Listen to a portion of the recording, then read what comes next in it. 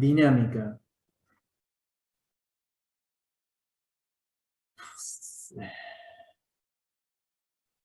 A ver si estamos aquí.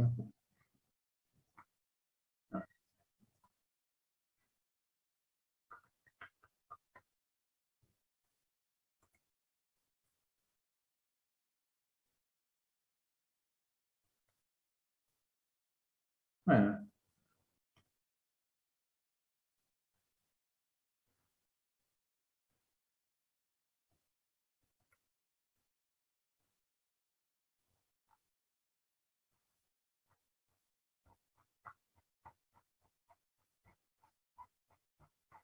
Lo cargué mal, lo cargué con... Listo. Listo. ¿Ven ahí ustedes? ¿Tienen ¿Pueden ver esto? Sí, se ve.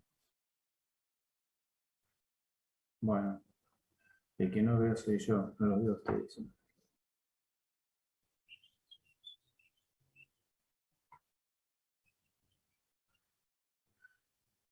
Era un cacho. Se me abrió.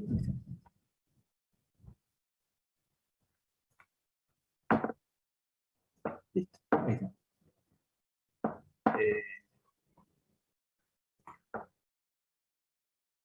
Pero ¿qué me pasa?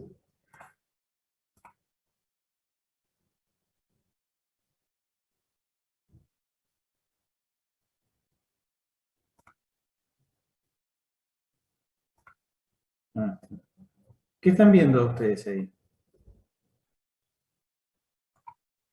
Una foto de una diapositiva del tema 3.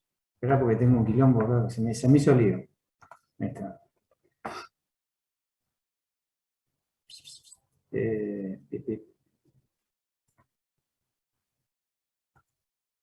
Esto, ahí estamos. ¿Está bien? Tema 3. Procedimiento de diseño, dice. Ok. Bien. ¿Se acuerdan que la clase pasada estuvimos viendo el temita de para qué utilizar el concepto del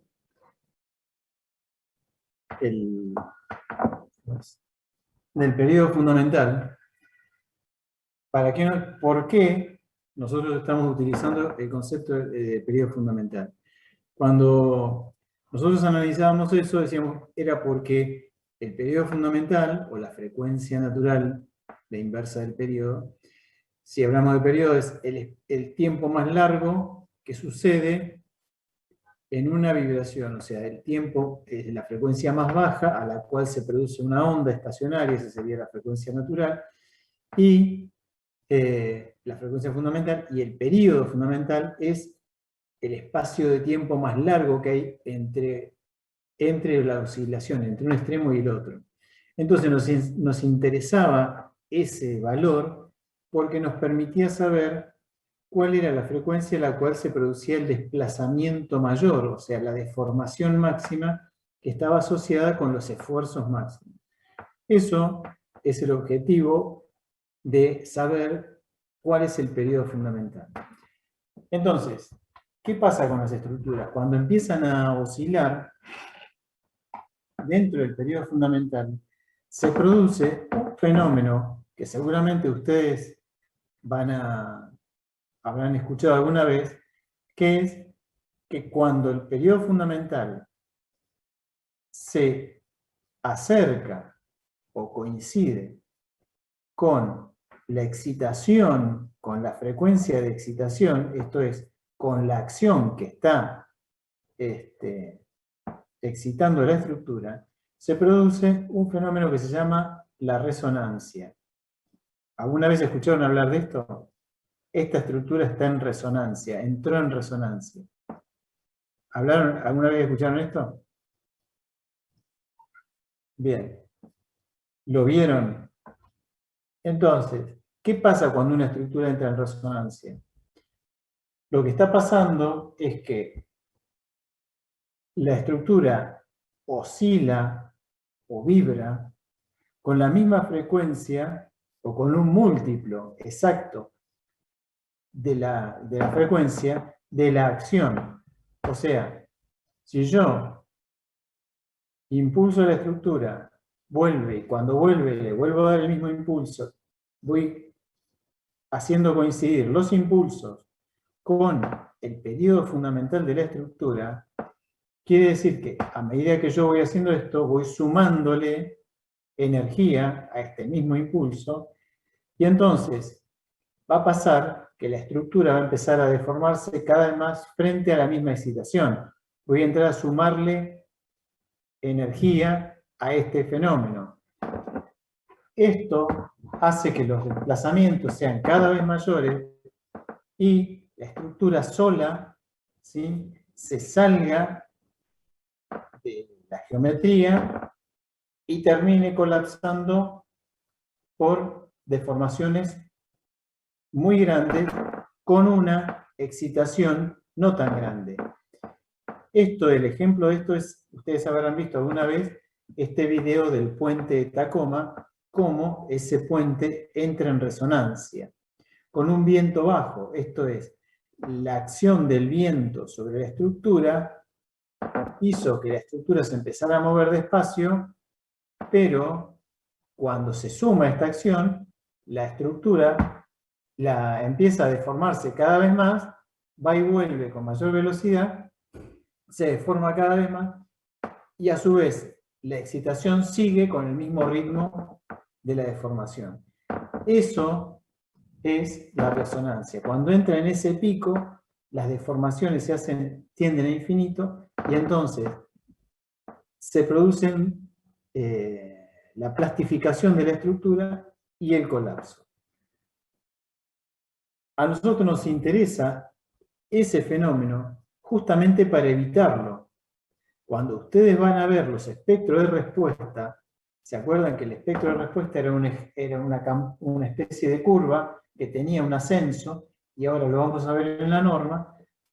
Tiene una serie de dos asintóticas, ¿sí?, dos curvas asintóticas, que en la norma están cortadas. Quiere decir que nosotros vamos a evitar meternos en la zona de la resonancia. Entonces, para entender cómo funciona la norma y cómo está más o menos armada, vamos a ver el procedimiento de diseño. Vamos a ver cómo podemos hacer para diseñar y para calcular una estructura en zona sísmica, ¿sí?, y qué parte de esa estructura está condicionada por la norma. O sea, en qué momento interviene la norma en todo esto. Entonces, ustedes van a tener un diseño, ¿sí?, de la estructura que tiene que ver con la interacción entre el arquitecto y el ingeniero, en lo posible, por esta cuestión de que las estructuras no sean demasiado simétricas y no tengan, por ejemplo, pisos discontinuos, o sea, que la estructura no tenga mucha discontinuidad vertical, porque en esa discontinuidad vertical se producen discontinuidades de masa y es posible que se produzcan algún tipo de plastificación. Entonces, en lo posible que la estructura se ajuste a la zona sísmica, ¿sí?, que tenga que ver también con esta otra característica que es el suelo, ¿sí?, y el destino. Con estos parámetros y con estos condicionantes, vamos a hacer el diseño de la estructura, y a partir de ahí podemos hacer una estimación de las cargas horizontales. Podemos sacar, como vamos a ver, las aceleraciones, y con eso un predimensionado, ¿sí?, a partir de la estimación de las cargas horizontales por la zona sísmica y aplicadas a las cargas gravitatorias. Esto a nosotros nos va a permitir tener una idea de cuáles son los elementos rígidos que nosotros necesitamos en función de la altura de la estructura y de los demás condicionantes. Vamos a poder sacar los centros de masa, ¿sí?, y vamos a poder generar, ¿sí?, las condiciones, esto es, poder tener los centros de masa, centro de rigidez y todas las condiciones para poder hacer el análisis de la estructura. Y acá es donde interviene, recién acá es donde nosotros podemos intervenir con la norma, más o menos a esta altura, cuando ya tenemos planteado el edificio. Pero antes le hicimos un predimensionado, una idea de cuáles son las cargas que nosotros vamos a necesitar o cuáles son por lo menos las acciones a las cuales va a estar sometida nuestra estructura, ¿sí? Entonces, lo primero, o el objetivo fundamental de la norma, que es lo que nosotros tenemos que sacar de la norma, es lo que dice acá, el coeficiente sísmico. ¿Qué es el coeficiente sísmico, en definitiva? Vamos a ver que el coeficiente sísmico es una aceleración.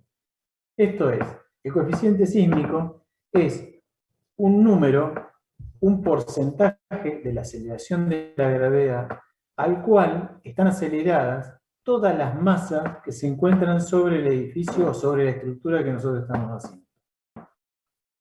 Por lo tanto, nosotros vamos a terminar, cuando sacamos el coeficiente sísmico, en realidad una aceleración de las masas, ¿sí? Que multiplicado por la masa nos va a dar justamente la fuerza horizontal en cada uno de los niveles. Lo primero que tenemos que entender es que nuestra estructura no vamos a hacer un cálculo dinámico de la estructura. Nosotros nos vamos a quedar en el cálculo, lo que se llama el pseudoestático, ¿sí? Un cálculo que está referido a una serie de fuerzas horizontales aplicadas en los distintos niveles de la estructura que nos va a permitir tener una geometría de desplazamiento similar a la que tendría, ¿se acuerdan? El péndulo invertido ese que habíamos visto con las bolitas azules de la clase pasada. Entonces, todas las fuerzas horizontales actuando en cada una de las masas, ¿sí? Y que reproducen en realidad la geometría de la estructura que está deformada por la acción de la inercia, ¿sí? Que produce el sismo. Entonces, para poder determinar este coeficiente sísmico, lo que necesitamos es, primero, saber la zona sísmica. En este esquemita lo tienen acá, la zona sísmica, y después el tipo de suelo. A partir de eso, nosotros vamos a entrar en estos gráficos que son los espectros de respuesta. Estos gráficos son a los que me refería yo, que tienen dos líneas que se hacen asintóticas, que es esta curva ascendente y esta curva descendente o ascendente hacia la izquierda, que tienden a hacerse asintóticas en este punto. Entonces, lo que nosotros tenemos que buscar es, ¿por qué está cortado acá? Bueno, porque la norma corta esta cuestión, esta posibilidad de resonancia, y nos mantiene entre estos dos valores, ¿sí? Que son el comienzo del plafón y el fin del plafón del gráfico de espectro de resonancia. Entonces, de espectro de respuesta, perdón. Entonces, fíjense ustedes que para entrar en el gráfico este espectro de respuesta, nosotros necesitamos el suelo, la zona sísmica, y necesitamos el valor del periodo fundamental de nuestra estructura. Acá es donde nosotros ponemos, ¿qué haciendo? Tenemos un edificio determinado, que es este T0, ese valor del periodo fundamental, que corresponde a nuestra estructura con una geometría y con determinadas masas. Entonces, con esa estructura entramos al gráfico al espectro de respuestas, es decir, queremos saber cómo va a reaccionar nuestra estructura puesta en una zona sísmica determinada y apoyada en un suelo determinado frente a un sismo que es el mayor sismo que hubo en la Argentina, que es el de Caucete en 1977. Entonces, lo que nosotros estamos diciendo es, ¿cómo va a reaccionar esta estructura? Bueno, esta estructura va a reaccionar con aceleraciones o con pseudoaceleraciones que son el eje de las ordenadas que están acá, que dice SA, ¿está bien? Entonces, entramos con nuestro T0, llegamos al gráfico correspondiente del espectro de respuesta para la zona sísmica y para el suelo que tenemos, y salimos con la pseudoaceleración. En realidad, esta pseudoaceleración es una aceleración, pero es un valor anterior al que nosotros necesitamos. Porque para sacar el coeficiente sísmico, después van a ver que necesitamos multiplicar esta aceleración por un coeficiente ¿cómo es? De amortiguamiento, ¿sí? Y que es lo que está acá abajo en este gráfico. Entonces, vamos a tener el coeficiente de amortiguamiento, ¿está bien? Y recién ahí vamos a poder tener nuestro coeficiente sísmico. Si pasamos acá a este gráfico. Horacio, perdón, para que me quede claro porque no alcancé a entender. En el espectro de diseño, nosotros cuando entramos con el tiempo T0, no entendí la parte de la meseta, si sí o sí teníamos que caer dentro de esa parte de la meseta para que sea válido.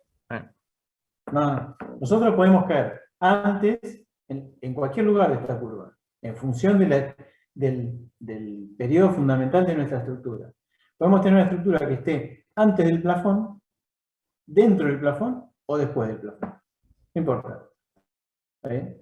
Entonces, para los distintos casos, que son estos que están acá, que después vamos a ver, cuando T0 es mayor, menor o dentro del plafón, entonces las pseudoaceleraciones, están acá abajo. Las pseudoaceleraciones son diferentes, están corregidas, pero básicamente nosotros lo que estamos diciendo es, nuestra estructura está acá, bueno, tiene un periodo fundamental bajo, ¿sí? Es una estructura con periodos fundamentales bajos, con alta frecuencia, una estructura petiza, ¿está bien? Bueno, va a tener esta pseudoaceleración. Si tenemos una estructura muy flexible, ¿sí? Un periodo fundamental alto, esto es que tarda mucho en ir y volver, ¿está bien? Tenemos una estructura muy flexible, también va a tener pseudoaceleraciones bajas. ¿Se acuerdan que ¿cómo es? El gráfico ese, cuando nosotros teníamos algo muy, muy elástico, con las masas colocadas arriba, la estructura en definitiva tenía poca pseudoaceleración. Ahora, si estamos metidos dentro del plafón, estamos en una zona, tal vez en el punto más desfavorable, donde vamos a tener las mayores aceleraciones para las masas. O sea, nosotros estamos haciendo coincidir nuestra estructura con las posibles aceleraciones del sismo. ¿Está bien? Entonces, acá vamos a tener las mayores aceleraciones si nosotros estamos cayendo acá. Pero podemos caer tranquilamente. ¿Está? ¿Se entiende esta cuestión? Sí, ahora sí, señor, gracias. Bien. Entonces, decíamos que con esta pseudoaceleración, el factor de riesgo y el factor de reducción, con esos tres ingredientes, nosotros lo que hacemos es determinar nuestro coeficiente sísmico. Entonces, fíjense que el factor de riesgo es un número y el factor de reducción también es un número, R. Por lo tanto, el coeficiente sísmico es una aceleración. Entonces, es un porcentaje de la gravedad. ¿Qué quiere decir esto? Que si yo tengo una zona sísmica en donde el coeficiente sísmico es 0,2, estoy diciendo que todas las masas van a estar aceleradas con un 0,2 de G, quiere decir con un 20% de la gravedad. O sea, si es una masa o un elemento que pesa 100 kilos, va a estar acelerado o va a tener una fuerza horizontal de 20 kilos. ¿Se entiende esto? Por lo tanto, si cualquier elemento que yo tenga colocado no importa la altura, va a estar acelerado con esa fuerza. Ahora bien, si yo tengo un elemento puesto arriba de una repisa, una ramajúa, no sé, un bidón de vino, una cosa de vidrio, que está arriba de una repisa, va a estar acelerado con esa fuerza, ¿sí? Va a estar sometido a esa carga. Por lo tanto, es bastante probable que se caiga la repisa. ¿Se entiende cómo es? Entonces, todas las masas, no importa la altura a la que estén, va a estar sometida a la misma aceleración. el tema es dónde la ponemos, dónde la ubicamos nosotros para que nos causen el menor daño posible. Si en un supermercado nosotros estamos colocando las botellas de vidrio arriba de una estantería que está a 2 metros, bueno, se caerán de allá arriba, ¿sí?, aceleradas por, no sé, 250 gramos horizontales, 0,2 kilos, se supone que estamos hablando de 1 litro, ¿está bien? 1 kilo es el peso de esto, bueno, estará acelerado con 200 gramos horizontales, que seguramente lo van a desplazar de la estantería y se caerán. Entonces, el tema es poder entender este fenómeno para poder preverlo, ¿sí? Hay una serie de videos que si ustedes se meten en internet lo van a ver cómo en zonas sísmicas los supermercados tienen la misma forma que tienen acá, en zona no sísmica. Entonces, ¿qué está pasando?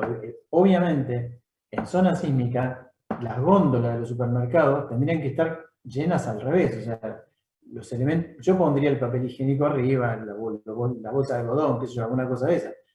Pero no pondría las botellas arriba. Sin embargo, no se presta esa atención y las góndolas están llenas, igual que si ustedes van acá, al supermercado de cualquiera de estos que estamos acá, y ven que las botellas de vino están puestas arriba, independientemente de lo que pase.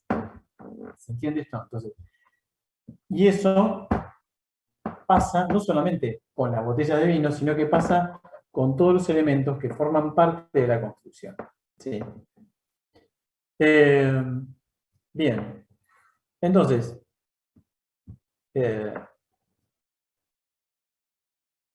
estas son 3 formas de poder determinar, 3 maneras distintas, de poder determinar el período fundamental, que son estas 3 ecuaciones que están aquí abajo.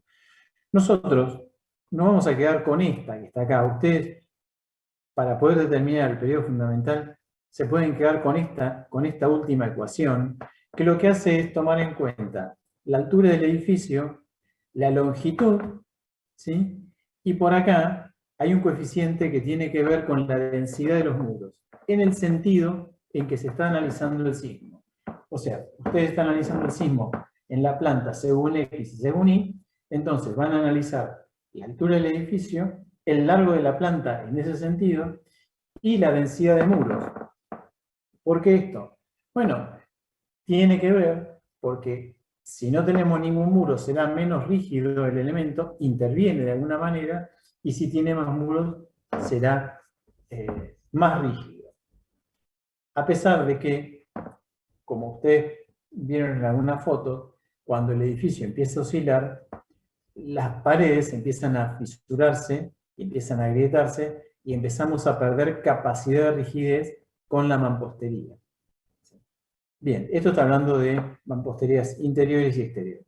Pero básicamente, con usar esta ecuación es suficiente y podemos tener una aproximación razonablemente buena sobre la obtención del periodo fundamental.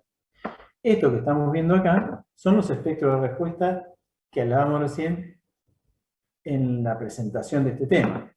Entonces, cuando entran a la norma se van a encontrar con esto. En la norma nueva, el espectro de respuesta está, lo que hicieron fue pasarlo a ecuaciones. Para complicar un poco más la cosa, lo pasaron a ecuaciones. En realidad, cada una de las ecuaciones que ustedes tienen es, una ecuación representa a la primera parte del plafón, antes del plafón, durante el plafón y después del plafón. Entonces, hay distintas ecuaciones para esto, y van a poder obtener pseudoaceleraciones en función de la zona sísmica. Ustedes van a tener un espectro de respuesta para cada zona sísmica y a su vez una curva para cada tipo de suelo. Entonces, nuestra estructura, vamos a entrar con nuestro periodo fundamental al suelo tipo 2 y de aquí sacamos la pseudoaceleración correspondiente. O sea, la aceleración a la cual van a estar sometidas todas las masas que están sobre la estructura. Entonces, el procedimiento es este, y este es el espectro de respuesta. ¿Esto qué quiere decir? Una vez más, es cómo supongo yo o espero yo que responda mi estructura frente a un sismo determinado, que es el sismo de Caucete, dentro de una zona sísmica establecida y con un suelo que es el que corresponde al lugar donde va a estar emplazada la estructura. ¿Se entiende hasta ahí? Sí, ¿Sí? se entiende, bárbaro. Bien. Entonces, a partir de ahí, nosotros vamos a poder establecer, como vimos ustedes vieron en estructural y demás, a partir de obtener esta aceleración, después multiplicamos las distintas cargas. Vamos a sacar ¿cómo es? Un corte basal y después lo repartimos en la altura, el corte basal en función de la ubicación de cada una de las masas o de cada uno de los pisos. Depende de la estructura que se trate. Si es un edificio, en cada uno de los pisos le pondremos la distribución del corte basal, esto es, la masa del piso por la aceleración de ese piso. Básicamente es eso. Entonces vamos a tener una distribución vertical de nuestra acción sísmica. Bien. La segunda parte de esto es, con las acciones ya establecidas, ¿cómo podemos hacer para poder armar un esquema simple del funcionamiento de una estructura? La más simple de todas es agarrar un programa que cualquiera, vamos a ponerle que agarremos el CIPE, y le ponemos zona sísmica 2, suelo tipo 3, y lo dejemos calcular. Y chao. Y para nosotros eso es un misterio, nos va a dar una serie de esfuerzos, una serie de deformaciones y una serie de armaduras, y vamos a decir, bueno, creemos en esto y ya está. No hay nada más que el CIPE dijo que son tanta armadura y chao. La otra es poder verificarlo. Es poder decir, bueno, a ver, ¿está bien esto? Este número que nosotros estamos sacando, esta armadura que me está dando el programa, ¿está bien? ¿Es razonable? ¿Se puede predimensionar de otra manera? Una forma de poder armar un esquema simple que se puede resolver con cualquier programa. Ustedes usan no usan un P-plan. ¿Cuál es el programa de resolución plana que tienen ustedes? Creo que es Tool. Bueno, bien. Para poder resolverlo con ese programa, nada más. O sea, ustedes pueden armar unos portiquitos. Ahora, si yo planteo desde el punto de vista conceptual, ¿no? Si yo planteo, supónganse que tenga esta planta, esta que tenemos acá, en planta, digo, bueno, acá tengo tabiques, en el pórtico 2 tengo columnas y vigas, después tengo el tabique central, otra vez columnas y vigas, y por último, más tabiques laterales. Entonces, cada uno de estos pórticos, si yo digo, ven el sismo ataca por P, ¿sí? Bueno, ¿cuánto resiste cada uno de estos pórticos? En realidad, el edificio resiste todo junto, porque entre los pórticos, el tabique y los tabiques laterales, yo tengo una losa, una placa, que hace que toda la deformación del edificio sea la misma. Si yo no tuviese la losa esta, posiblemente el tabique 1 y el 5 se quedaran rígidos, los tabiques 2 y 4 se deformarían más, y tal vez el del medio tenga una deformación intermedia. Pero eso no sucede, el edificio se mueve todo entero. ¿Por qué? Porque están vinculados las deformaciones de cada uno, o la capacidad de deformarse de cada uno, está vinculada por la acción de la losa horizontal. ¿Se entiende esta cuestión? La losa funciona como un diafragma, ¿sí? Evita la distorsión, esto es, la losa evita este movimiento, que los tabiques los pórticos 2 y 4, perdón, se deformen más que el 1 y el 5. ¿Se entiende? Bien, entonces, esto para que se vea reflejado en números, ¿cómo podría hacerlo? Y digo, tomo todo el sismo, que toda la fuerza P, que la tengo representada aquí, toda la fuerza P, y lo que hago es sumar las rigideces, porque en definitiva la rigidez del edificio va a ser la rigidez del pórtico 1 más la del 2, la del 3, la del 4 y la del 5, que son estos que tengo acá. ¿Sí? Entonces, yo digo, fenómeno, yo pongo el pórtico 1, lo represento con una rigidez, con la que tiene, con la que le corresponde. El pórtico 2, pondré 3 patas y 2 vigas en cada uno de los niveles. El pórtico 3 serán 2 tabiques que tendrán su rigidez en función de la forma que tengan. El 4 igual al 2 y el 5 igual al 1. Listo. Si son todos distintos, los hago todos diferentes. Y los voy sumando. Ahora, ¿qué es lo que vincula a cada uno de estos tabiques? Lo que vincula a cada uno de estos tabiques es la losa.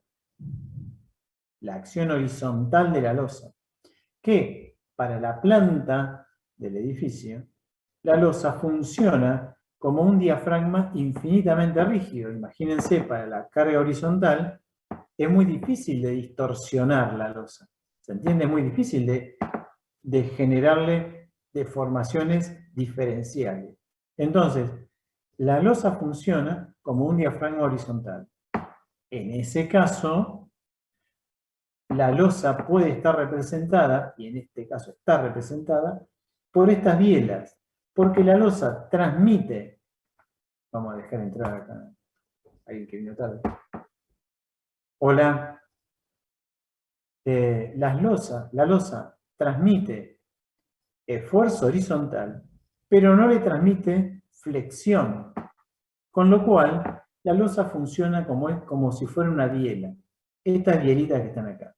Esto es un modelo simulado, es un modelo que nos puede representar cómo resiste en la dirección, en este caso Y, la estructura de un edificio frente a todo el sismo.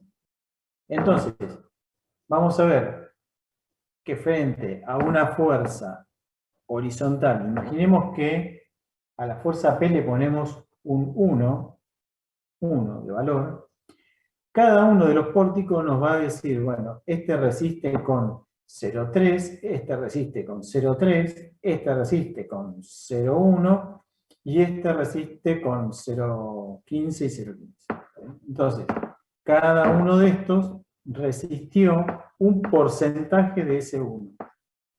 Si a ese 1 lo transformamos en la fuerza sísmica, cada uno de esos elementos nos resistió ese porcentaje de la fuerza sísmica. Y de esta forma podemos saber, frente a una solicitación y deformándose de manera simultánea, cuánto va a resistir cada parte de mi estructura. ¿Se entendió hasta ahí?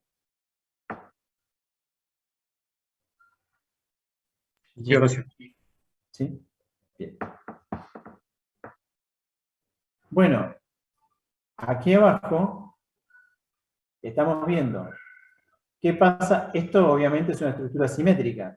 Si nosotros sacamos de simetría la estructura o, si por el contrario tenemos una carga asimétrica, además de la carga horizontal, vamos a tener una excentricidad, o sea, una torsión en la planta, que era lo que veíamos la clase pasada cuando veíamos esas estructuras que estaban con los tabiques fuera de centro. Entonces, teníamos torsión en las plantas. ¿Sí? ¿Qué es esto que está puesto aquí abajo? Bien, entonces, de acuerdo a cómo son las estructuras, esto es, estructuras que tienen un pórtico perimetral y un tubo central, las llamamos estructuras tubo en tubo. Esto es, estructura que tiene un tubo perimetral, ¿sí?, formado por pórticos, y un núcleo. Entonces, frente a las cargas horizontales, imaginemos una carga según el eje X, bueno, tendremos dos caras del tubo exterior respondiendo y el núcleo interior completo. Y para las cargas según el eje Y, exactamente lo mismo. Tendremos dos caras del núcleo exterior respondiendo y el núcleo interior completo, con su rigidez en cada uno de los sentidos, si no es simétrico. ¿Está? Horacio, Sí. tengo una consulta, por ahí volviendo al tema anterior, pero viéndolo en esta imagen, tema más anterior, que era el periodo de diseño, el periodo, perdón, fundamental, Sí, el T0 es empírico. sí. Ese usted comentó que era en función de la densidad de los muros. El tema es, ¿en función de la densidad que ocupan en planta o en función de la densidad literal del muro? O sea, No. Es en función de la densidad. Está bien, la pregunta está buena porque tenía que aclararla. En realidad, está diciendo, respecto de la superficie en planta, ¿qué superficie en planta ocupa el muro? ¿Está bien? ¿Cuánto de la planta está ocupada por el muro? ¿Se entiende? Densidad en función de la superficie de la planta. bien. O Y otra sea, consulta, ¿hace alguna forma discretiza entre lo que es, por ejemplo, si los muros son, por ejemplo, si fuera un tabique de hormigón o si es un muro de ladrillo cerámico, ¿lo discretiza eso de alguna manera? Porque el de cerámico tiene menor rigidez. sí, en realidad eso está metido dentro de cuando vos tenés muros de hormigón, podés considerarlo como un tabique rígido, ¿está bien? Pero eso ya está tomado en cuenta dentro del coeficiente de reducción. O sea, cuando vos analizás el tipo estructural, vas a ver que en la norma lo primero que te dice, bueno, ¿qué tipo de estructura tenés? ¿Tenés tabiques y losa? Ahí vos estarías metiendo los tabiques estos intermedios como resistentes. Ahora, si los tabiques son de mampostería, la estructura va a estar formada por pórticos de hormigón. Entonces tu coeficiente de reducción será diferente, tu coeficiente de amortiguamiento es diferente, y los muros estos de los que estamos hablando son muros de mampostería o muros, sí, de mampostería. Cuando los muros son livianos, digamos, vamos a ponerle que el edificio tenga Durlock, ¿sí? No, eso no juega, está bien. Estamos hablando de elementos que hacen a la rigidez del paño, ¿sí? Por lo menos inicial. Porque ¿qué pasa? Cuando el edificio se mueve, los bloques de mampostería, imaginemos que tenemos un cuadrado acá, hacen este movimiento, ¿está bien? Entonces, si hacemos la diagonal esta que está acá se achicó y la diagonal larga, esta se alargó. Entonces, van a aparecer fisuras en el muro por el alargamiento de la diagonal. Entonces, el muro va a romperse al principio porque se deformó en este sentido. Pero cuando volvimos para aquel otro lado, lo que se estira es la otra diagonal y el muro se termina fisurando del otro lado. Entonces, ese es el problema de la mampostería frágil frente al sismo. Empieza a hacer esto y empezamos a desgranarla, a romperla toda. Por eso, en zonas sísmicas la mampostería va armada para evitar esto y para que, si la usamos de colaborante frente a la rigidez, funcione como colaborante frente a la rigidez. Si no, ¿qué pasa? Nosotros tomamos un paño rígido porque tiene mampostería, ¿sí? Y después de 2 oscilaciones, el paño no es más rígido, con lo cual nos cambia a nosotros el periodo fundamental. Entonces, tenemos una masa que no responde, que no es rígida, pero que nos sigue cargando el edificio, y el edificio pasa a tener una estructura de pórtico con masa cargada, pero no es rígido. ¿Se entiende? Con lo cual, la frecuencia o el periodo fundamental de nuestra estructura habrá cambiado a medida que pasa el sismo.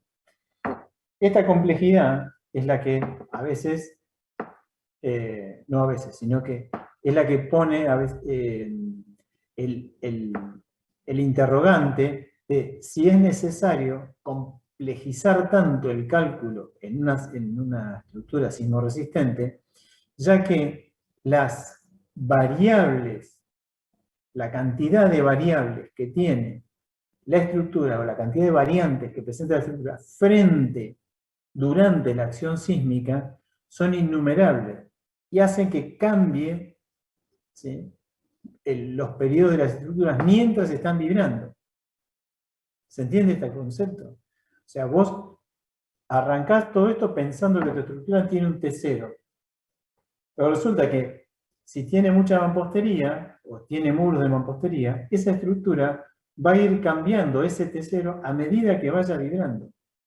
Entonces, acá es donde se pone un poco, empieza el conflicto entre si es necesario hacer semejante cantidad de cosas raras y cálculos extraños, y bielas y más cosas, complicando tanto el cálculo, como, ya que la cantidad de inseguridades o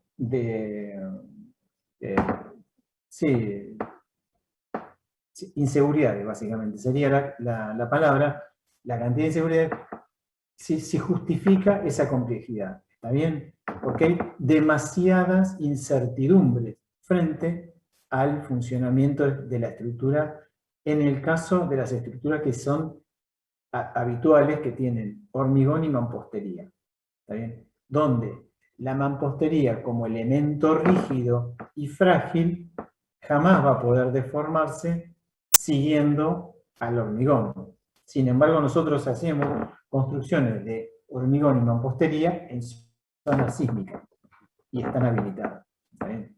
Bien, es un poco esta cuestión. Obviamente, si vos tenés una torre de 50 pisos, seguramente los cerramientos interiores no son de mampostería, son de tabiques livianos, de Durlock, etc.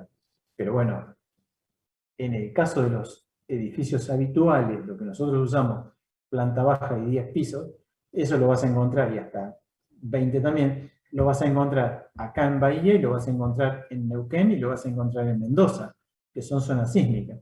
Y están construidos con mampostería revocada, igual que acá. Bueno, esta cuestión, ¿sí?, hace, esta densidad de muro hace que se vaya cambiando el coeficiente sísmico, perdón, el periodo fundamental, a medida que vaya accionando el sismo. Pero esta densidad tiene que ver con el área en planta de la mampostería. ¿Quedó más o menos aclarado? Sí, sí, quedó claro. Gracias. Bueno, tiki, andamos por acá, por acá. Bien, entonces decíamos, en un sentido y en el otro, lo que está resistiendo es el pórtico lateral en ese sentido, el otro pórtico lateral, que serían estos grandotes que están acá, y el núcleo central.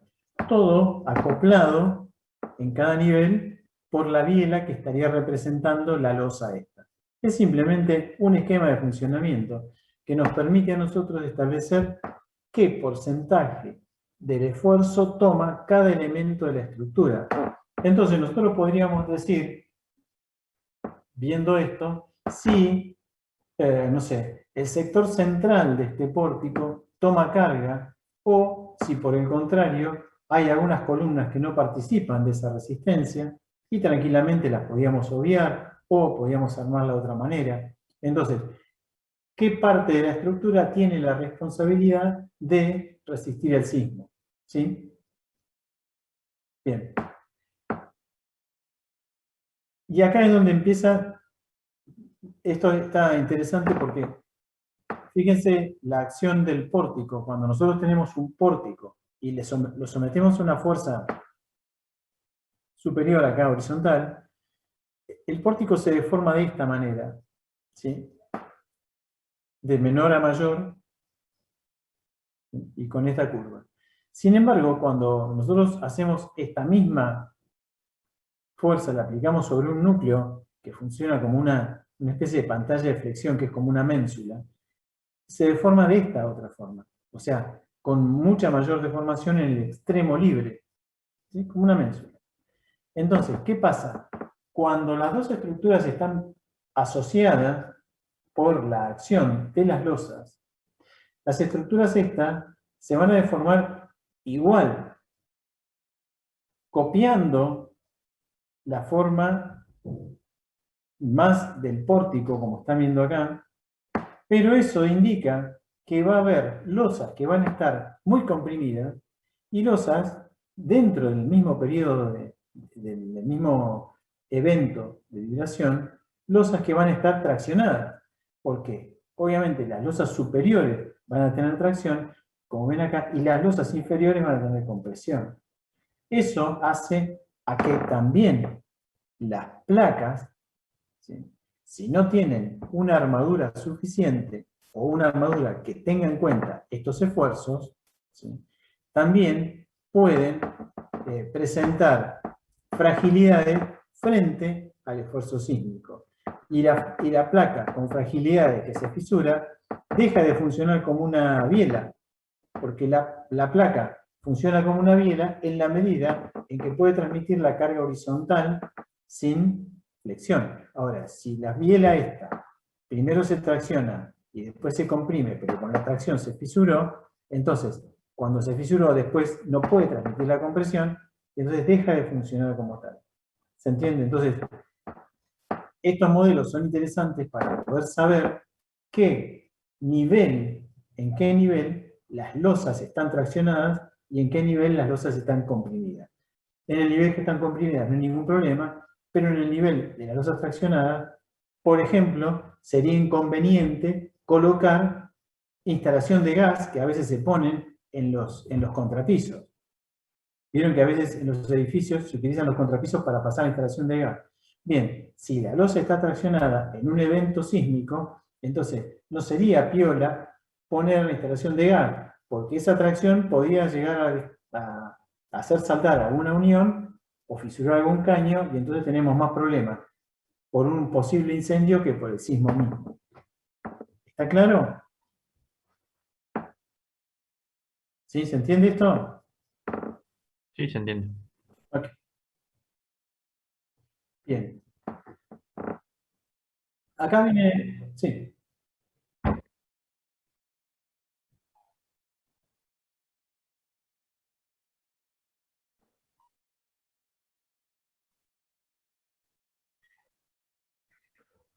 Sí, a largo plazo. Lo que sí puede generar a corto plazo es el cambio, por ejemplo, en las condiciones del suelo de apoyo.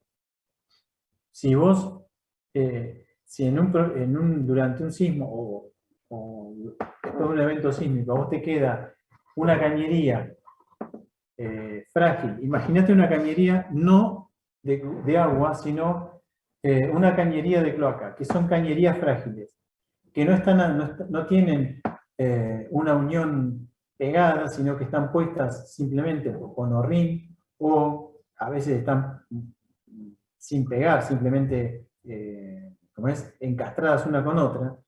Imagínate que una cañería de PVC, que no necesita tener mucha resistencia, la usamos como cañería de cloaca. Y esa cañería, por algún motivo, porque está traccionada la losa, o porque se desplazó y se cortó en algún punto, o se fisuró, queda perdiendo. Por lo general, cuando quedan perdiendo las cañerías de cloaca, no hay mucho registro, porque como la cañería de cloaca está por debajo del nivel del piso, entonces, salvo que esté perdiendo arriba, sino si la pérdida está abajo, hay poco registro y empiezan a perder y empiezan a afectar los suelos de fundación. Entonces, a veces se producen descensos, fisuras en las paredes, que uno los adjudica posiblemente a un sismo.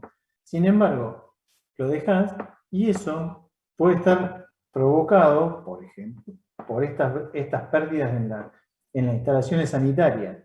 Entonces, es más compleja a veces la instalación sanitaria en estos casos que la instalación propia de agua, porque incluso la instalación de agua, al estar a presión, tiene una calidad de cañería, tiene un grado más alto de cañería.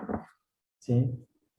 Es más, en los edificios más antiguos, la cañería de cloaca, abajo, a veces son caños de cemento, de hormigón, de hormigón centrifugado. Y esos caños se parten con mucha facilidad. Entonces,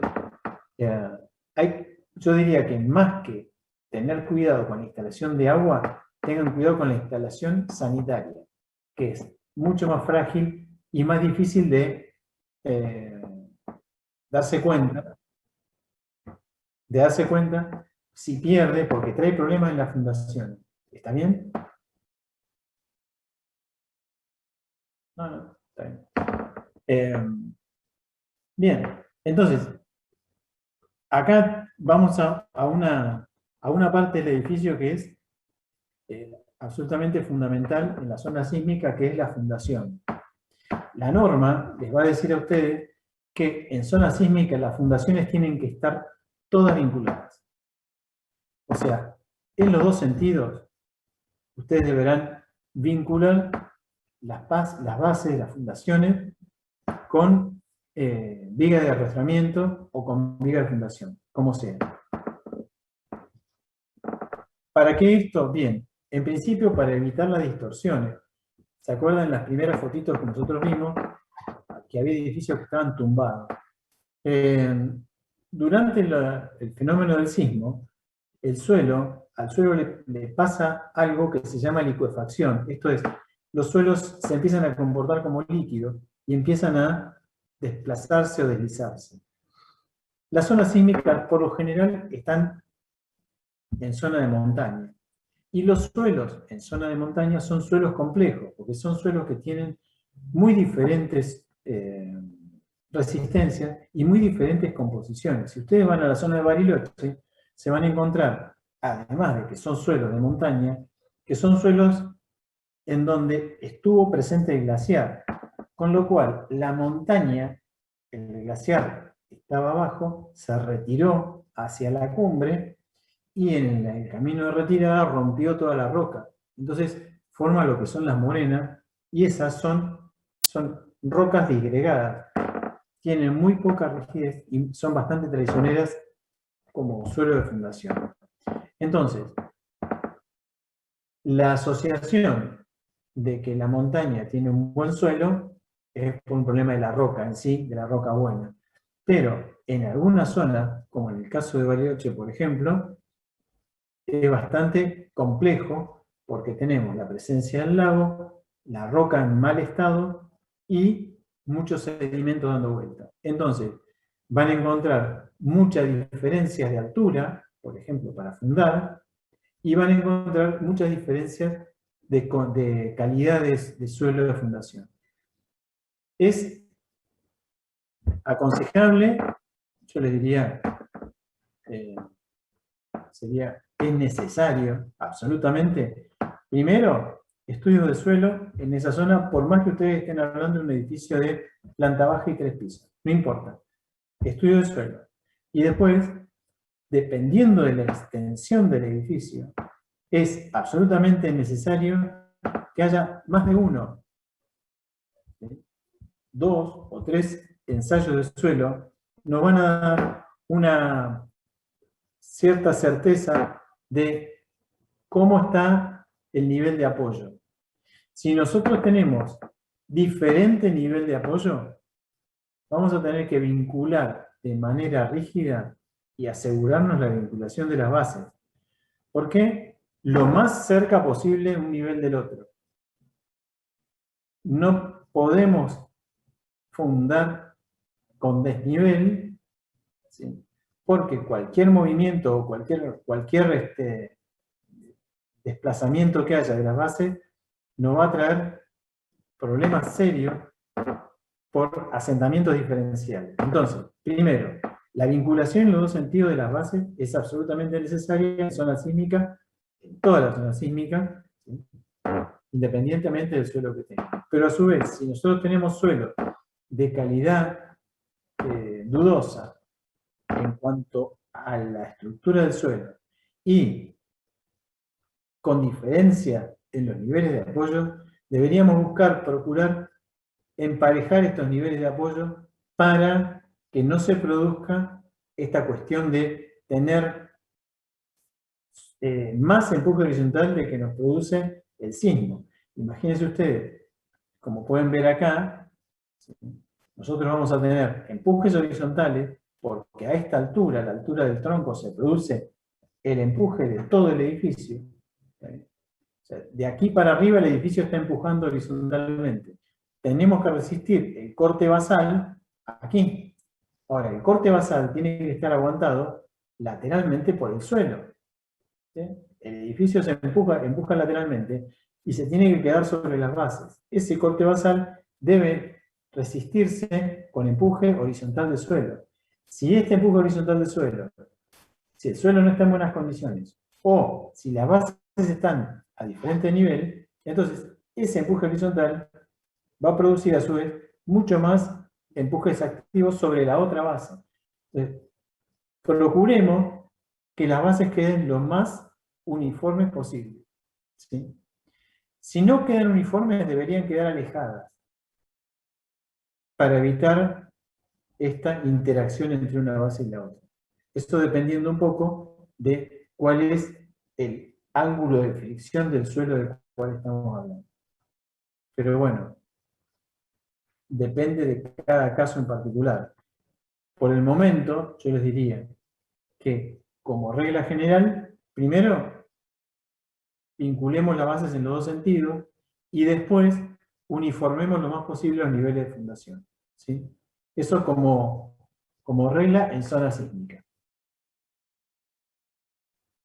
Entonces, en las zonas sísmicas, después el funcionamiento pasa a ser este. O sea, las bases, por eso decía el tema de que esté uniforme el nivel. Porque si ustedes empiezan a tener este funcionamiento, esto es, la viga de fundación funcionando como si fuera el dintel de un pórtico, el dintel inferior del pórtico.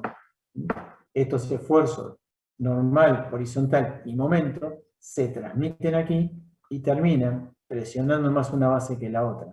Entonces, esto hace que haya esfuerzos horizontales, reacciones horizontales, pero a su vez, si esto no tiene el mismo nivel, empiezan a aparecer empujes, porque la base esta va a funcionar presionando el suelo con la famosa cuña de Coulomb, o sea, se va a hacer el bulbo, y cuando se hace el bulbo hay tensiones a 45, o sea, tensiones verticales y horizontales sobre ese bulbo.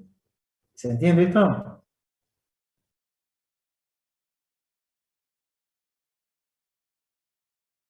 Hola. Sí, se entiende.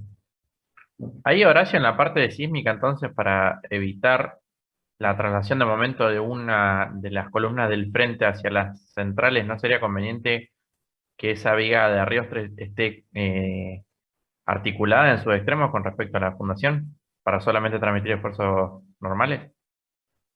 Sí, es posible que vos puedas decir, bueno, ahí toma una biela. Ahora, hay que armarla para que funcione como biela, ¿está bien? Hay que pensar que eso va a funcionar como una bielita y transmite nada más que esfuerzos horizontales.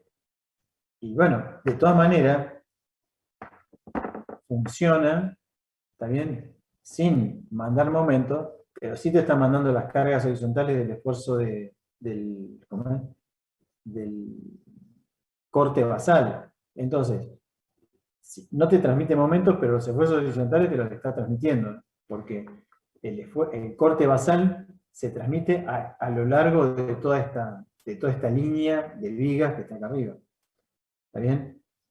Entonces, lo que hace es uniformar, en teoría, si todo esto está asentado al mismo nivel, lo que yo hago con esta viga es, si alguna parte del edificio tiene más masa que el resto, bueno, con esas vigas me aseguro que todas las bases colaboren para resistir el corte basal de la zona de más masa frente a la zona de menos masa.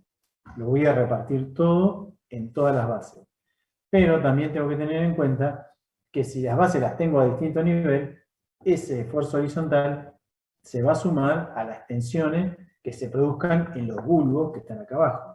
Entonces, yo voy a tener la fuerza del bulbo más mi empuje horizontal. Y en ese caso se puede producir algún deslizamiento. ¿Se entiende esto? Sí, sí. Ok. Bueno, acá podemos ver esto que hablábamos de, sobre todo, esto ya es más para, no tanto para edificios, sino para viviendas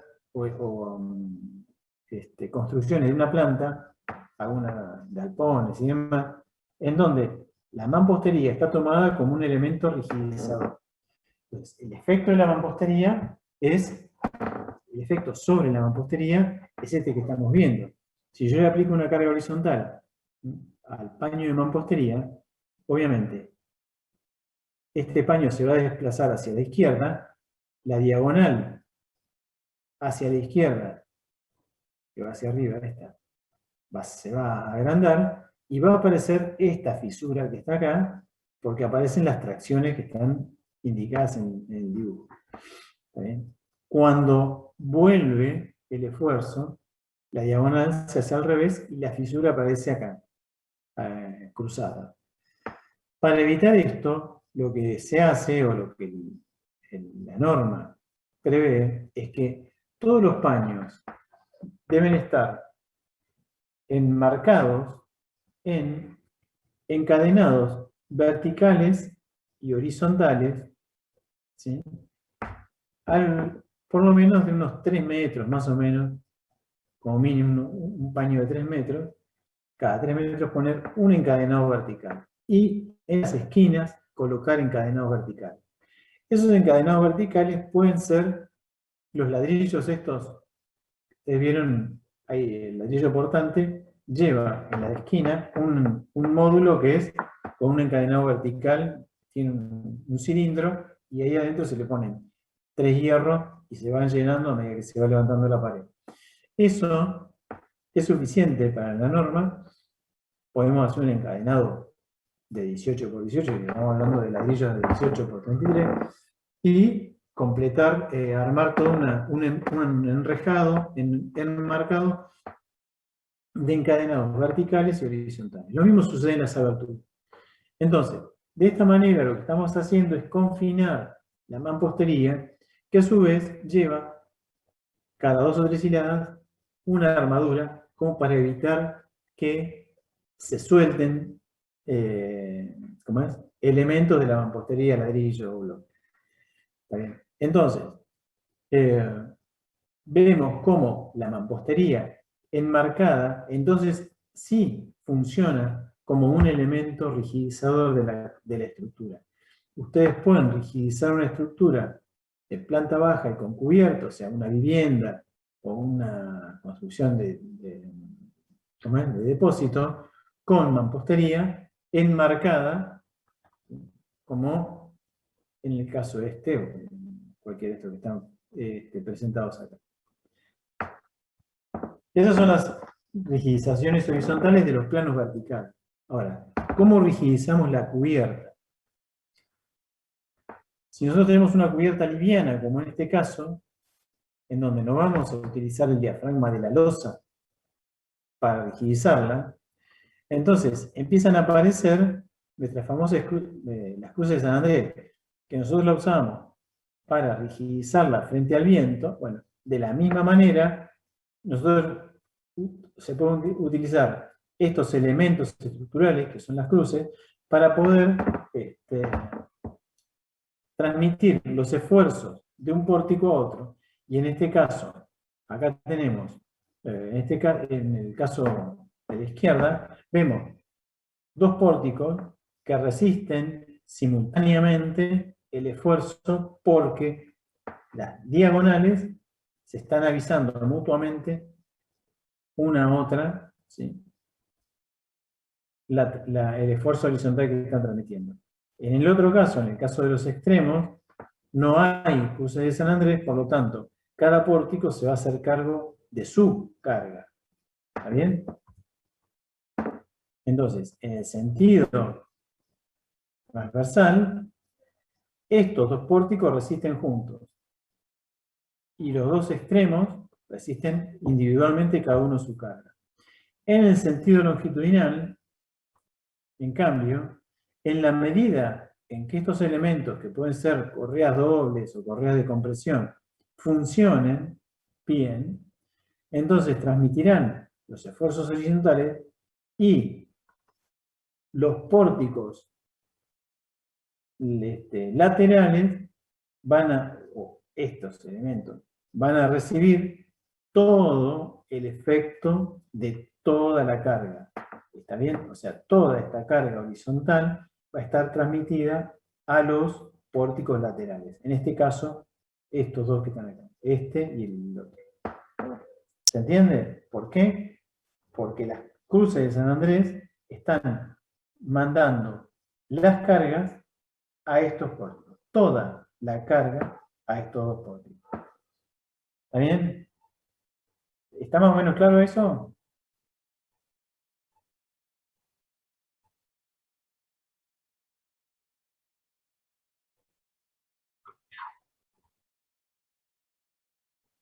No, vos podés.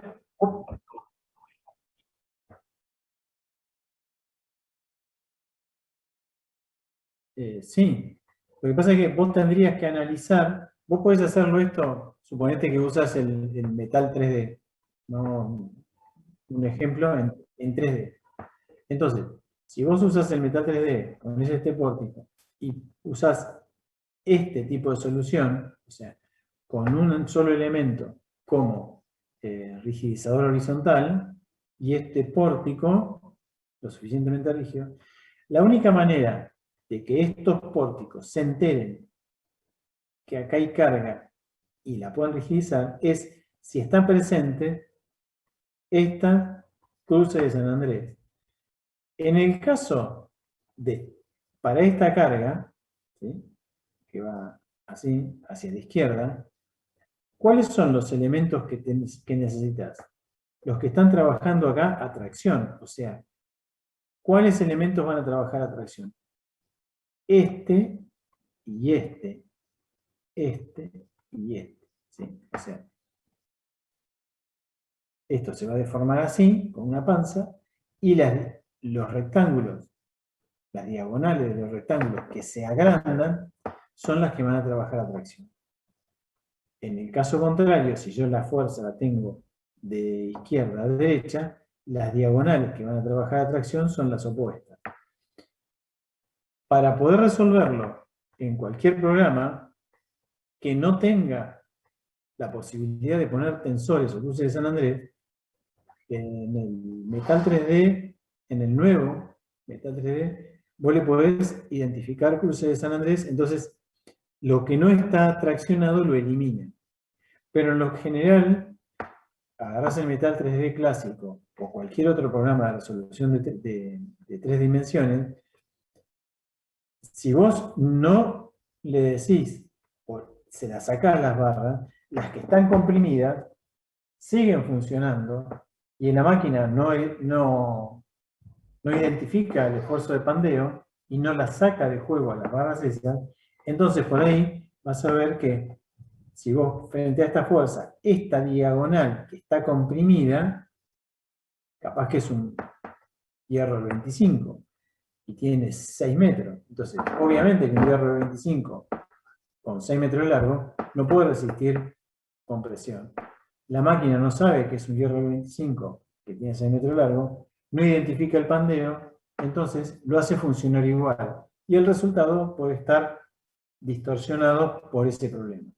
Entonces, cuando ustedes tienen fuerzas horizontales y cruces de San Andrés, conviene que los modelos estén cargados solamente con las barras que van a estar traccionadas.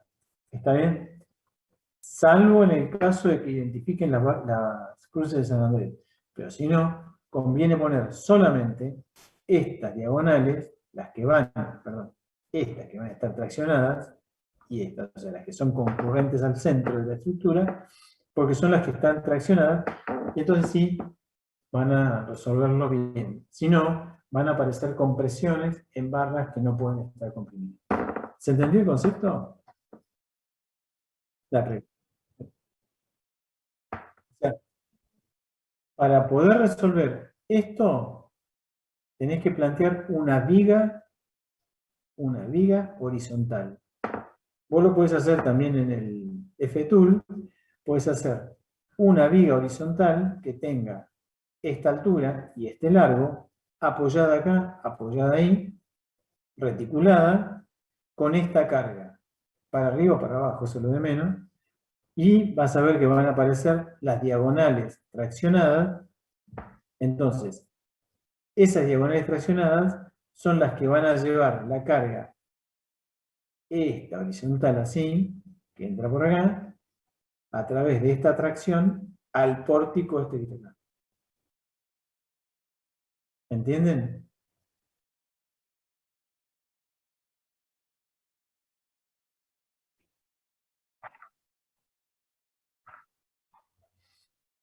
Claro, lo que pasa es que hay programas que te identifican las cruces de San Andrés, o lo cargas como cruz de San Andrés.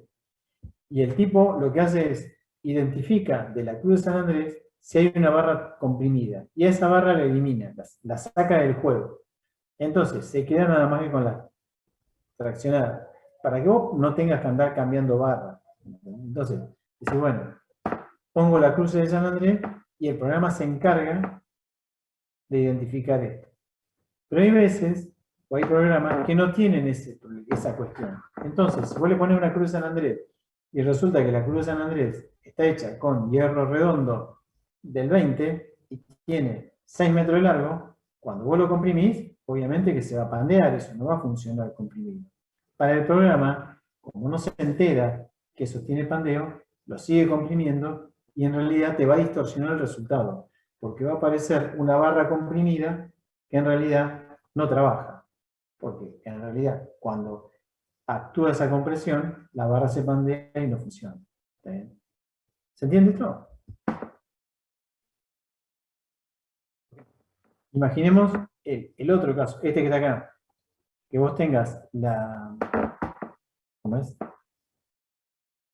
La viga esta horizontal o la estructura de contraviento, esta es bastante más común en el extremo del galpón o de la nave, ¿sí? De la construcción, en alguno de los extremos. Entonces, esto que tenés acá en planta es básicamente una viga reticulada.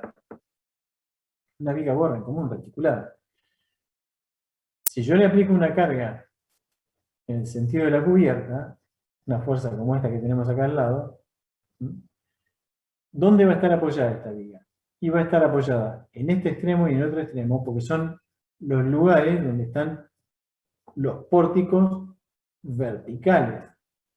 Entonces, estas barras que están acá, van a mandar la compresión hacia este otro lado, y las diagonales de esta viga reticulada, de esta que está acá, las diagonales, son las encargadas de mandar estas fuerzas horizontales hacia el apoyo, a este pórtico de apoyo. Entonces, esta fuerza horizontal va a ir por la correa, se transmitirá por esta diagonal y por esta otra diagonal, a su vez va a subir esta otra correa, se transmitirá por esta diagonal, y esta diagonal lo va a bajar por esta correa y por esta cruz de San Andrés a este apoyo total. En definitiva, frente a las cargas horizontales, el triángulo que va a funcionar es este que estoy marcando yo acá. ¿Se entiende? Sí, se entiende. Bueno. Entonces, ese trayecto de cargas es el que a nosotros nos interesa. Entonces, si ustedes tuviesen que resolver, ahora vamos a ver, una estructura en un programa de 3D, tendrían que poder poner, o tengan la precaución de colocar, las barras en las cruces de San Andrés, las barras que van a estar traccionadas. Lo mismo sucede... Profe, como Sí. creo que en Análisis Estructural 2 todos usamos SAP 2000. En el SAP 2000, cuando hay una propiedad que te deja sacarle que pueda tomar compresión el elemento, o sea que se puede llegar a usar para hacer esos casos que está comentando. Sí,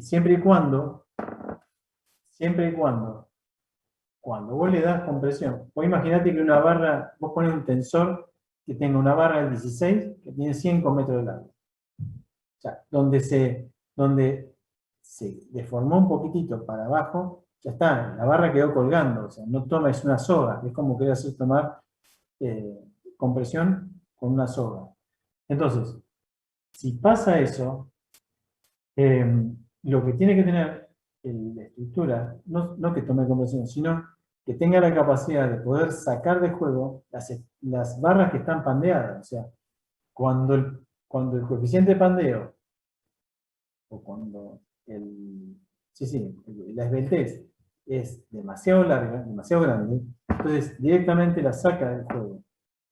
Porque lo Claro, mismo, eso lo que hace es lo mismo. O sea, en realidad no lo hace solo el programa, sino que vos tenés que seleccionar el elemento y bueno, sabiendo esto de que por la esbeltez no va a tomar una carga de compresión, uno ya sabiendo que las cruces de San Andrés tienen esta propiedad, selecciona esos elementos y le saca la posibilidad de tomar la compresión. Entonces solamente funciona en atracción.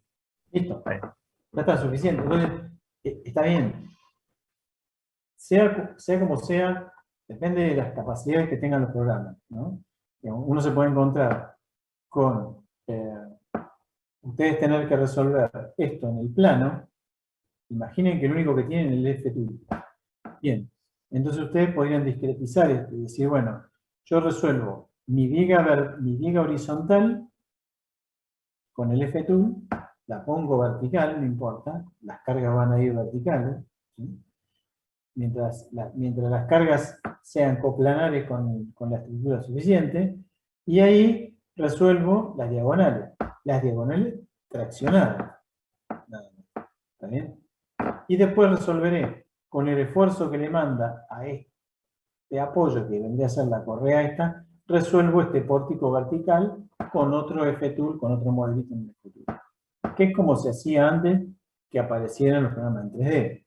¿Está bien? Entonces, va discretizando la estructura y la va resolviendo, viendo cómo transita la carga. Pero, digo, para estos casos es necesario tener en cuenta esa cuestión de sacar de juego las diagonales que van a estar comprimidas. Lo mismo sucede con estas estructuras, ya sean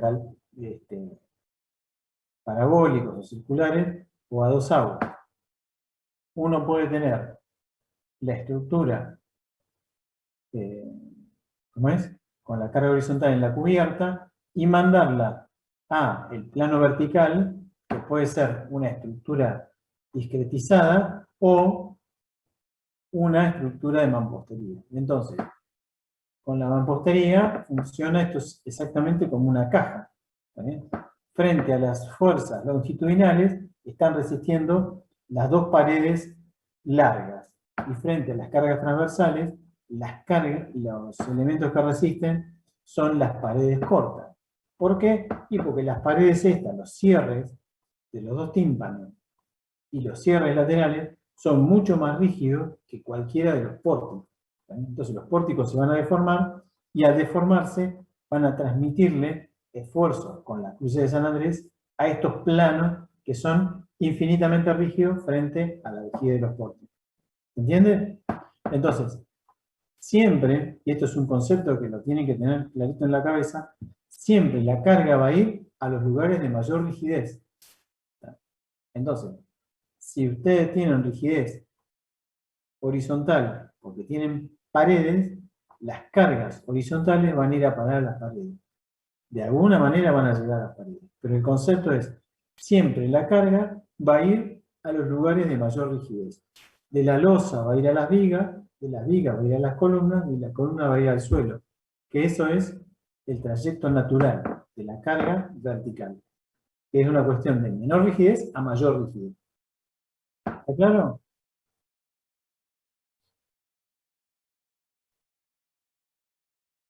Bien. Estos son todos elementos similares, distintas formas de poder resolver y poder rigidizar estructuras discretas, esto es, con vigas, ¿sí?, bolivianas, frente a la acción sísmica. Y acá, este es un modelo 3D simple que está armado, fíjense, está armado con las diagonales que van a estar traccionadas. Imaginemos que nosotros lo estamos empujando hacia el fondo de la pantalla, ¿sí? Entonces, para una acción de horizontal hacia el fondo de la pantalla, las diagonales que están traccionadas son estas que van hacia el centro de la estructura y estas que están aquí. Entonces, movemos la estructura y la diagonal, vamos a suponer, si yo le pongo una carga a la viga central, horizontal, esta diagonal se lo va a transmitir a esta correa y a su vez esto se lo va a transmitir a esta diagonal y en definitiva va a ir a parar aquí a este apoyo. ¿Sí? Entonces, en la medida que estén estas diagonales representadas, que son las que están traccionadas, este modelo funciona. Bien, ¿cómo hacemos ahora para poder armar los nudos en zona sísmica? ¿Se acuerdan que nosotros vimos en la primera foto algunos elementos que estaban rotos por demás? O sea, estaba como, ¿se acuerdan que había un puente por ahí o unas patas de un edificio que estaban prácticamente pulverizadas? Estaban hechos una rótula en donde había quedado el hormigón enjaulado, demolido pero enjaulado. Bien, eso es lo que nosotros tendríamos que lograr cuando nosotros queremos que un nudo se plastifique, o sea, que pierda energía por deformación.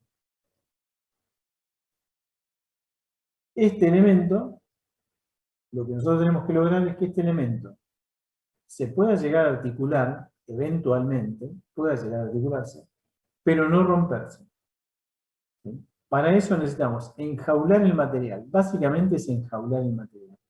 Si por cuestiones de esfuerzo este nudo se plastificó, o sea, las barras aumentaron tanto la tensión que se plastificaron, lo que tenemos que lograr es que este nudo se deforme, el esfuerzo se lo transmita al nudo de al lado y a los otros nudos sucesivos, pero que este nudo quede articulado y quede funcionando como una jaula de material, aunque esté demolido, que quede funcionando así como una rótula, porque eso hace que el esfuerzo que no toma el nudo por deformación se lo transmita al otro y el otro se lo va a transmitir al otro y así. Entonces, los nudos que menos esfuerzo van tomando inicialmente se irán cargando y la estructura no colapsa en forma brusca, porque este nudo dejó de resistir y el otro empieza a resistir y el otro toma los excesos de esfuerzo. ¿Se entiende? Entonces, se van a ir, el esfuerzo que excede la capacidad de este nudo se va a ir distribuyendo por los sectores donde todavía hay capacidad resistente. ¿Sí? Donde todavía hay rigidez para tomar el esfuerzo. Entonces, de esa manera, la estructura va a ir perdiendo energía por deformación y va a ir soportando el esfuerzo. Básicamente, lo que se procura con esto es que las estructuras funcionen. ¿Vieron cómo funcionan? Vuelvo al ejemplo que tal vez les di al principio. Y esto es, ¿vieron cómo funciona un auto? Los autos de carrera, los autos más modernos de carrera, que el tipo va perdiendo partes del auto, choca y se le salen las ruedas, se le salen los pontones, se le van saliendo partes del auto y el habitáculo va quedando indeformado. Bueno, pero mientras tanto esas cosas se salen, va perdiendo energía. O sea, hay energía, el auto se va frenando a medida que va perdiendo parte. Eso es, el tipo venía a 300 km/h y fue perdiendo partes y va frenando. Cuando choca con la última parte, ya tiene poca energía, porque la fue perdiendo por deformación del resto. Así funcionan los autos, incluso los autos de calle. Los autos modernos, ustedes vieron cuando chocan, lo primero que hace es se le cae el motor. se le cae el motor, y eso no es una falla, es justamente porque cuando se cae el motor, frena el auto, arrastra el motor, y eso hace que el auto se frene y pierda energía. Después no sirve para nada el auto, no importa. Pero el auto quedó, por lo menos, nos quedó como un lugar indeformable para poder salvar a los ocupantes. De eso se trata, de que el auto vaya transfiriendo los esfuerzos, la estructura del auto lo vaya transfiriendo a los lugares con más rigidez. En el edificio pasa lo mismo. Llega el sismo, este nudo se venció por alguna causa, por un sobreesfuerzo particular ahí, entonces el esfuerzo de más se transfiere al nudo que sigue y al otro nudo y a los nudos laterales. Entonces, de esa manera, toda la carga se va distribuyendo hacia los lugares donde hay capacidad de resistir. ¿Se entiende el concepto? Bien, para eso lo que tenemos que hacer es, primero, tener en cuenta que los nudos deben ser como jaulas. O sea, tienen que tener armadura y estribos en los dos sentidos. Una. La otra es evitar esto. Evitar que los anclajes de la armadura superior y de la armadura inferior coincidan, porque es probable que ante un esfuerzo violento de tracción que puede pasar, ¿sí?, esta pieza se fisure aquí, porque pierda adherencia. Entonces, nosotros lo que tenemos que hacer es desfasar los anclajes. Si la armadura superior la tenemos anclada aquí, la armadura inferior la tenemos que tener anclada en el centro. Entonces, lo vamos a desfasar, ¿sí?, para evitar justamente estas cuestiones, ¿sí?, que haya lugares sensibles en donde se puedan producir fisuras violentas por tracción. ¿Está bien? Y después, otra de las características de zona sísmica es que a medida que nos vamos acercando a los extremos, vamos a ver que se densifican los estribos. Esto es, nosotros vamos a tener en las zonas cercanas a los, dependiendo de la zona sísmica, a los apoyos, vamos a tener estribos más densos, más densamente ubicados. Esto tiene que ver con que logramos que el nudo sea un elemento lo más frágil posible que resista con esa jaula que yo les digo. ¿Está bien? Ya vemos ahora. Bueno, esto que les pongo acá, si quieren, pueden, este es el puente de... Ahora ahí terminó nuestro tema de zona sísmica. Esto es un ejemplo de cómo a veces un fenómeno de resonancia puede no tener que ver con el viento, puede no tener que ver con el sismo, y puede causar problemas de estado. Este es el puente de Londres, ¿sí?, el puente del milenio, que se hizo para cruzar el Támesis, para festejar en el año 2000 el comienzo del milenio. Entonces, ¿qué pasó con este puente? ¿Ven? Este puente está colgado ahí, y la pasarela es esta que está acá adentro. Entonces, del otro lado tiene una serie de cables igual, y se encuentra la pasarela colgadita de estos cables por estos brazos. Elegante, el puente, muy canchero. Pero ¿qué pasó? Se sube la comitiva y la gente empieza a caminar por el puente, y a medida que la gente empieza a caminar por el puente empieza a oscilar de izquierda a derecha, y a oscilar. Y a medida que la gente camina, el puente oscila cada vez más. Y cuando la gente camina sobre algo que está oscilando, empieza a caminar con los pies más abiertos y a apoyarse lateralmente. Con lo cual, empieza a tener el mismo ritmo que el puente. ¿Hasta cuándo? En la comitiva esa iba la reina, hasta que vomitó la reina. Se armó un escándalo de estado, imagínense ustedes. Si quieren esto lo pueden ver, hay videos en internet sobre este tema, sobre el fenómeno de la resonancia del puente del milenio y el vómito de la reina.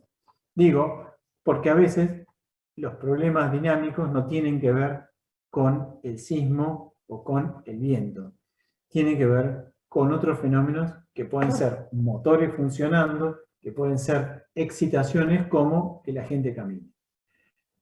Los romanos, ¿sí?, tenían, incluso aquí en Londres, puentes que decían, cuando pasa el ejército por aquí, que rompan el paso de ganso, el paso de marcha, que lo rompan, que cada uno camine como sea, porque si los tipos seguían marchando arriba del puente, lo hacían entrar en resonancia y lo rompían todo, ¿sí? El puente se colapsaba.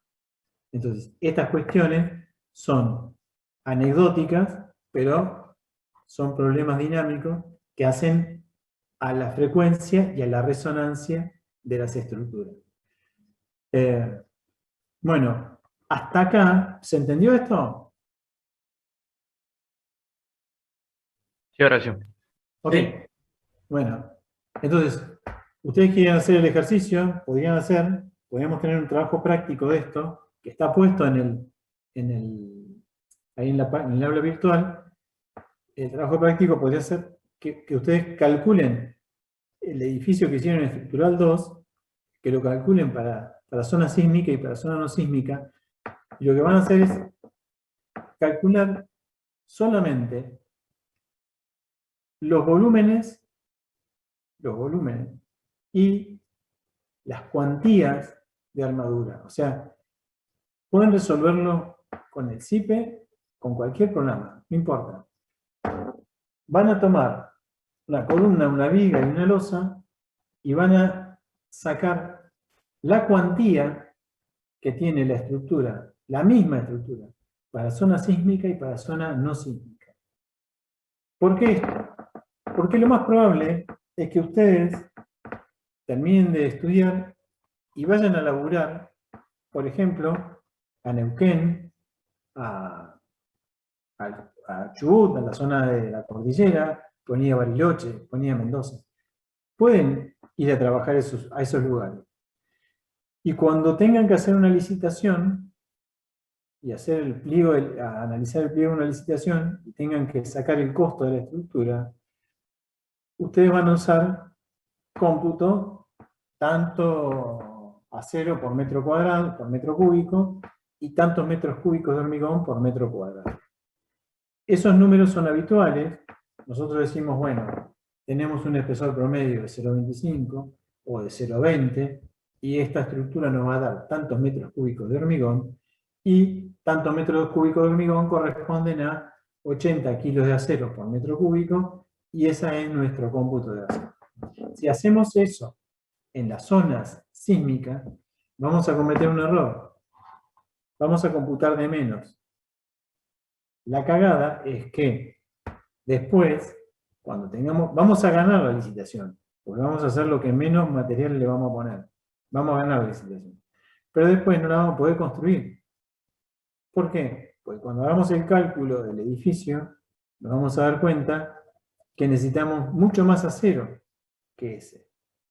Y ahí viene la parte donde nos metieron un boleo en el medio del que te dije, y vamos a ir a parar haciendo patito a la vereda de enfrente de donde estaba la empresa a la que estábamos trabajando. Entonces, para evitar estos problemas de desempleo prematuro, yo les diría que hagamos este ejercicio. Simplemente calculen la estructura que ustedes hicieron en estructura 2 en zona sísmica y en zona no sísmica, o sea, con sismo y sin sismo. No le pongan viento nada, póngale con sismo y sin sismo, para poder tener una idea bien concreta de cómo son los cómputos de hormigón y de acero en una zona y en la otra. ¿Se entiende? Para evitar que los echen en la primera, digo yo, si quieren preservar el laburo. ¿Está bien? Sí, quedó claro, gracias. Bueno, entonces quedamos así, hacemos ese práctico y nos vemos el lunes que viene. ¿Está claro? ¿Alguna duda? Por el momento no. Seguramente cuando hagamos el práctico por ahí mandamos un mensaje o algo de eso, consultando. Ningún problema. Ningún ¿Eso, problema. Horacio, lo podemos hacer en grupo? ¿En el grupo de Sí, 2, 3 sí. personas? Sí, mientras a ustedes les quede claro, pueden hacerlo como quieran. Listo, genial. Dale. Nos vemos la próxima. Chao, hasta luego. Chao, hasta Pasen luego. bien. Chau, chau. Chao, hasta Cuídense. luego. Cuídense. Chau.